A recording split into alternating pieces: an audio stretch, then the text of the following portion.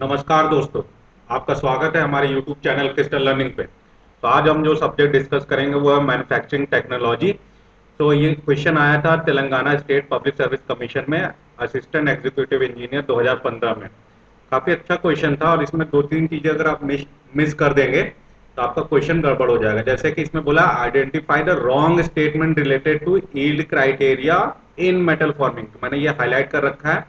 यहाँ पे जो आपको ध्यान देना, मेटल फॉर्मिंग के रिस्पेक्ट में देखना है और रॉन्ग स्टेटमेंट बताना है, राइट नहीं बताना। तो इसका जो ट्रू है, जो ऑप्शन है वो ट्रेस का इज प्लेन स्ट्रेन केस। ठीक है, आइए हम देखते हैं कि बाकी ऑप्शन मतलब ए बी सी ट्रू है और डी फॉल्स है। ठीक है, यील्ड क्राइटेरिया मतलब फेलियर थ्योरीज के रिस्पेक्ट में। तो आइए देखते हैं, थोड़ा सा एक्सप्लेनेशन पढ़ लेते हैं कि इसमें आप देखिए दो तीन टर्म यूज हो रहा है। एक तो हाइड्रोस्टेटिक कंपोनेंट, प्लास्टिक डिफॉर्मेशन। ठीक है, डेविएशन कंपोनेंट क्या होता है, ये भी डिफॉर्मेशन का मतलब यहाँ पे प्लास्टिक डिफॉर्मेशन है। फिर यहाँ पे वॉन माइसिस सिलेंडर क्या होता है, रिजल्टेंट स्ट्रेसेस क्या होता है। बहुत ज़्यादा डिटेल में नहीं जाएंगे क्योंकि हमें पता है ये थ्योरेटिकल लेक्चर नहीं है। ओके, जब थ्योरेटिकल लेक्चर होगा तब ये चीज़ें और डिटेल में समझाई जाती हैं, बट अभी हम लोग इतना समझ लेंगे कि हमें ये क्वेश्चन का पता चल जाएगा क्या प्रॉब्लम है। ठीक है, क्या आंसर है इसका। तो पहला हम देखते हैं, कोई भी state general state of stress को हम दो कंपोनेंट में डिवाइड कर सकते हैं, हाइड्रोस्टेटिक और डेविएट्रिक। डेविएट्रिक को हम लोग डेविएशन भी बोलते हैं, सेम चीज है, नाम क्यों पड़ा वो भी देखते हैं। तो एक आपका ये general state of stress stress था, तो this can be resolve into two different state, that is sigma M 000, जहां पे दिख रहा है आपका कोई भी शेयर स्ट्रेसेस नहीं है, और एक में आपका sigma X minus sigma M और टाउ एक्स वाई, ये शेयर स्ट्रेस कंपोनेंट यहाँ पे आ गए। ठीक है, तो ये जो पहला स्टेट है जहाँ पे केवल नॉर्मल स्ट्रेसेस मौजूद है या मीन स्ट्रेसेस की बात करें और शेयर स्ट्रेस जीरो है सब जगह पे, तो वो हाइड्रोस्टेटिक स्टेट होता है। और डेविएट्रिक स्टेट में सारा सारा आपका क्या हो जाएगा, शेयर स्ट्रेस हो जाएगा। और जो आपका ये वैल्यू इसका ट्रेस कहते हैं, इनका समेशन आई। ये सब एडवांस टॉपिक है, जब आपका पढ़ाया जाता है तब आई। पहला इनवेरिएंट क्या होता है, जीरो है। इनका समेशन जब आप करेंगे, कंडीशन होती है प्योर स्ट्रेस की, जहाँ पे केवल शेयर स्ट्रेस, तो इनका जो समेशन है वो जीरो आता है। ठीक है, आई से इनवेरिएंट बोलते हैं, तो वो अभी हम डिटेल में नहीं देखेंगे। पर इतना समझ लीजिए, दो पार्ट में हम लोग डिवाइड करते हैं, हाइड्रोस्टेटिक स्टेट और डेविएट्रिक स्टेट। और यहाँ पे सिग्मा एम की वैल्यू की जो इक्वल टू है वो क्या है, sigma X X plus sigma Y Y plus sigma Z Z upon 3। ठीक है, यहाँ पे आप देख सकते हैं एक आपका क्यूब है, क्यूब के ऊपर जब आप स्ट्रेस लगेगा सिग्मा एम और कोई शेयर स्ट्रेस नहीं है। और यहाँ पे जब आपका शेयर स्ट्रेस केवल लगेगा, कोई भी नॉर्मल स्ट्रेस नहीं है, इसकी वैल्यू जो होगी वो जीरो आ जाएगी, जो निकालेंगे हम लोग।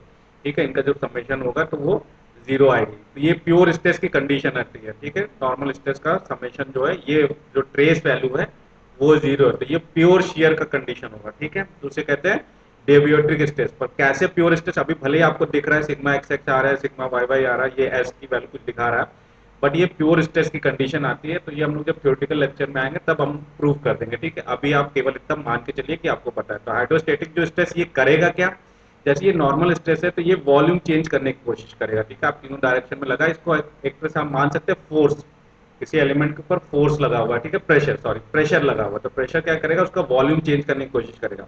और अगर कहीं पे शेयर स्ट्रेस, केवल प्योर शेयर स्ट्रेस लगाएगा, तो वो वॉल्यूम नहीं चेंज करेगा, केवल डिफॉर्म करेगा। ठीक है, शेप चेंज करेगा उसका जो भी हो।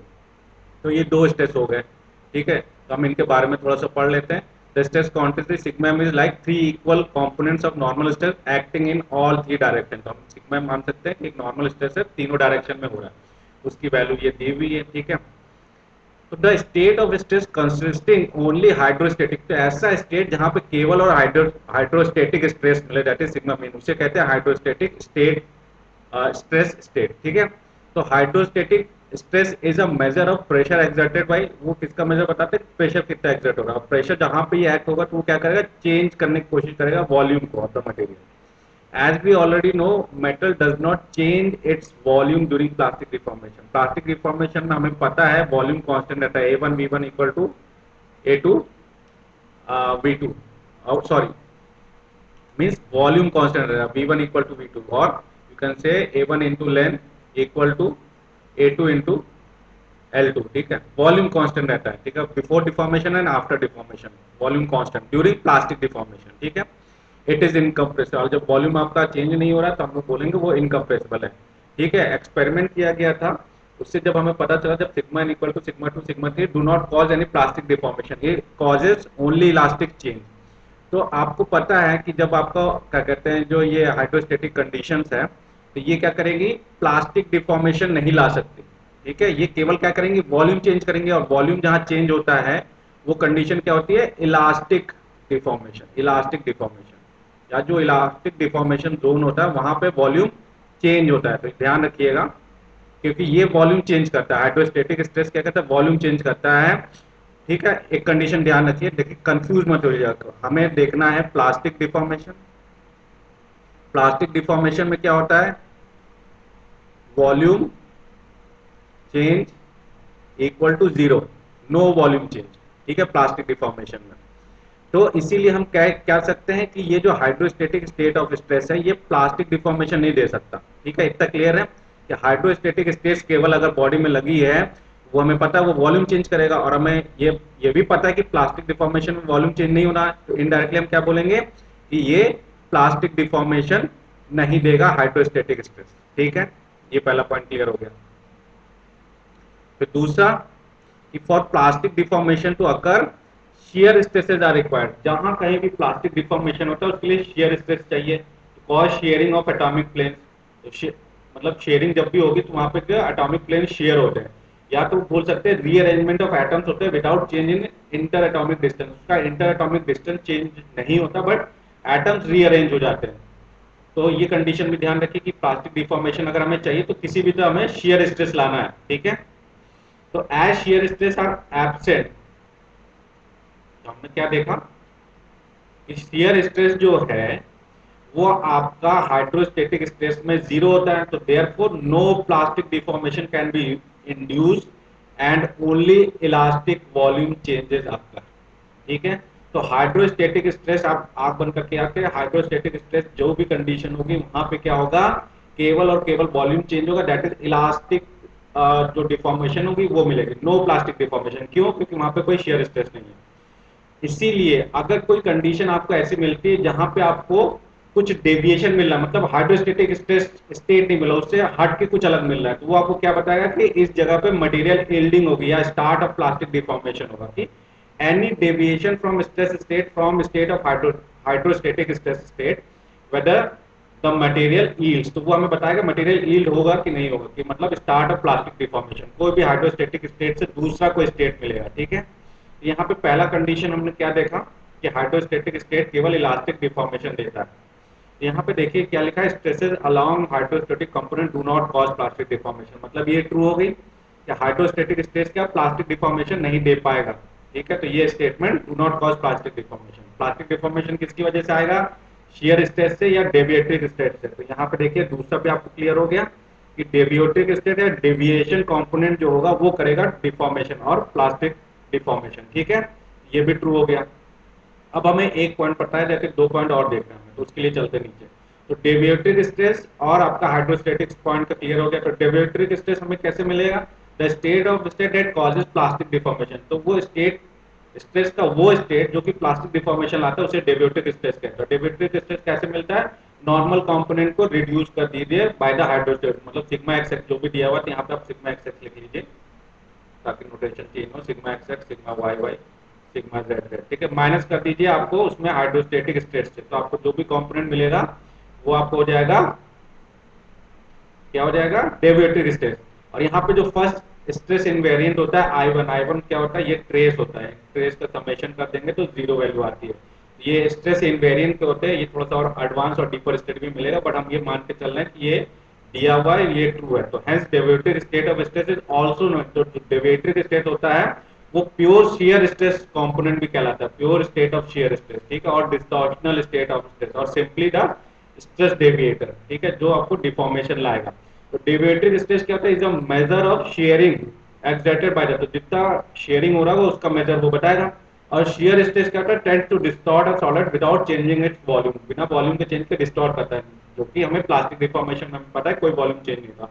तो ये कंपोनेंट इंपॉर्टेंट है फॉर किसके लिए, plastic deformation. For plastic deformation के लिए इसका होना बहुत जरूरी है, अगर ये नहीं है तो there would be no plastic deformation. ठीक है, तो ये हो गया। अब पढ़ते हैं ईल्ड क्राइटेरिया। तो ईल्ड क्राइटेरिया का डेरिवेशन हम नहीं देखेंगे। ईल्ड क्राइटेरिया क्या बताता है, the Tresca yield criteria indicate that plastic flow begins और material starts to yield when maximum shear stress reaches such critical value के, ठीक है, टाउ मैक्स की वैल्यू क्रिटिकल वैल्यू के बराबर हो गया, और वो वैल्यू होती है sigma N minus sigma 3 upon 2 of mod. इसका हम डिटेल में देखेंगे, नहीं देखेंगे, और मैं क्योंकि यहाँ पे हम ये नहीं पढ़ रहे हैं कि ट्रिस्का कैसे डिराइव हुआ और क्या डिटेल में, हम बस केवल देख रहे हैं ट्रिस्का क्राइटेरिया क्या होता है। तो in general case Tresca yield criteria can be expressed in terms of principal state. Maximum of जो वैल्यू लेनी है वो अब सिग्मा बार के बराबर हो जाती है, और सिग्मा बार का मतलब फ्लो स्ट्रेस।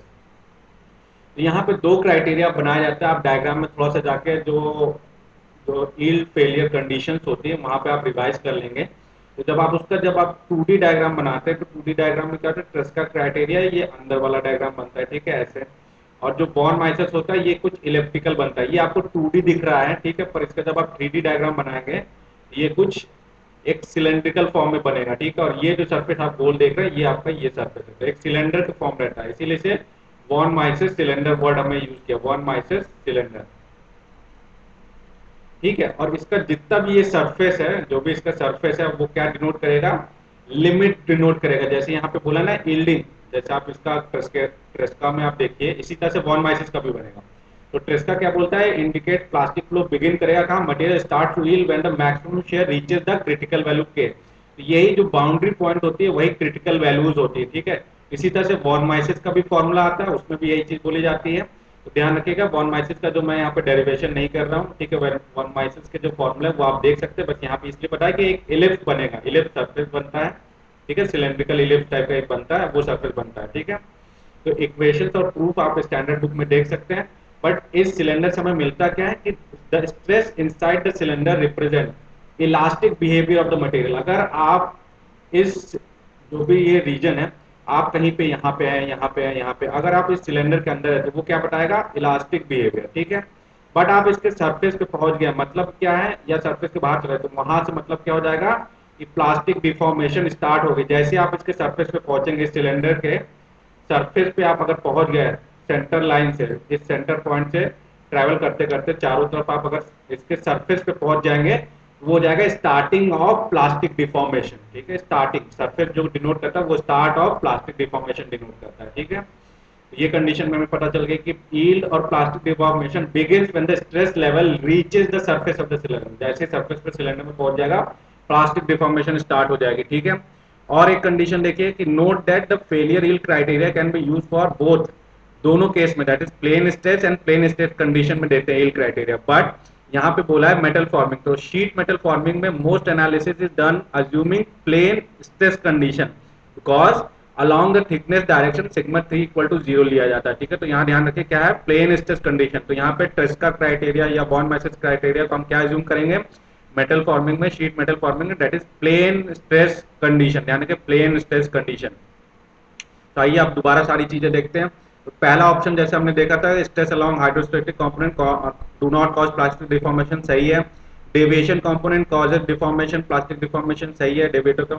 और प्लास्टिक डिफॉर्मेशन कब स्टार्ट होगी, when resultant stress reaches von Mises cylinder के सरफेस पे रीच कर जाएगा। और यहाँ पे लिखा है कि Tresca is plane strain case, but metal forming के केस में वो होता है plane stress case, okay. So I hope आपको इसका जो आंसर है उसका एक्सप्लेनेशन अच्छा लगा होगा। यहाँ पे कई सारी चीजें रिवाइज होती हैं थ्योरी, तो आई होप कि आपको एक्सप्लेनेशन अच्छा लगा होगा।